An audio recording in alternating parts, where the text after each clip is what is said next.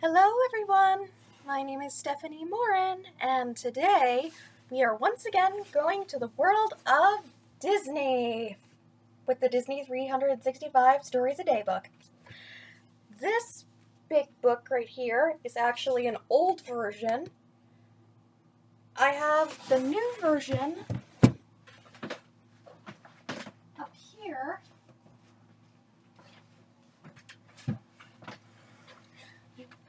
This is the new version, and I'll be reading a couple of stories from that version.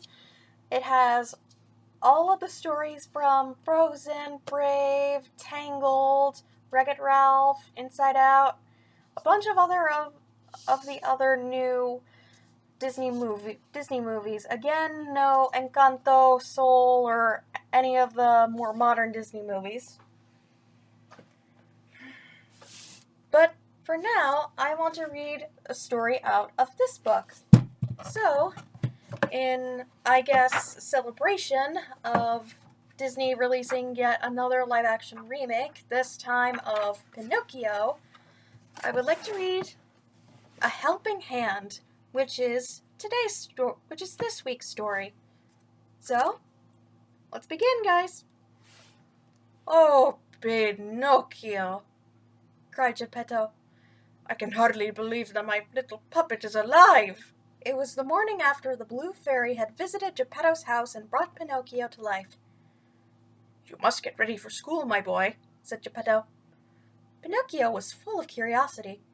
Why must I go to school, father? He asked.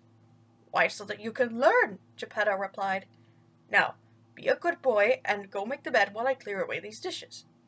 Ever eager to help, Pinocchio sprang up from the breakfast table and ran over to Geppetto's workbench. He found a hammer, a nail, and a piece of wood, and began to pound loudly with the hammer. Pinocchio! Whatever are you doing? Cried Geppetto. Well, you asked me to bake the bed, said Pinocchio, so I was starting to make one. With a little smile, Geppetto patted him on the head and said, Perhaps it would be better for you to put the cat out. As Geppetto turned back to the breakfast table, Pinocchio jumped up and grabbed a pitcher of water. Hurrying over to Figaro, Pinocchio dumped water onto the cat. Meow! Shrieked Figaro. Pinocchio! Shouted Geppetto. Why did you do that? You told me to put the cat out. I thought he had caught fire, said Pinocchio in a small voice.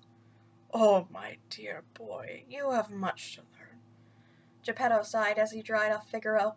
Okay, you can be a helpful boy by helping me to pick up the house a bit before you leave for school.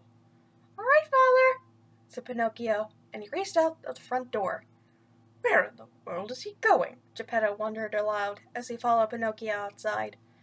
Pinocchio was crouching at the base of the house, trying with all his might to lift it. What are you doing, son? Asked Geppetto with a twinkle in his eye. Trying to pick up the house, father, said Pinocchio, his voice straining with effort. Geppetto chuckled and gently guided Pinocchio back inside. My boy, the sooner you go to school and learn about the world, the better for us both, he said. He collected Pinocchio's hat, his schoolbook, and an apple for the teacher, and sent him on his way. As Geppetto watched his new son walk off to school, he shook his head worriedly. I hope he manages to stay out of trouble today, he said to himself. My little boy has much to learn about the world. And I am sure you guys have much to learn about the world around you whenever you go to school. So, I hope you sleep tight and you sleep well, because tomorrow might be another opportunity for you to learn some things. Who knows? You might learn something about yourself that you didn't even expect. Well, see you next week.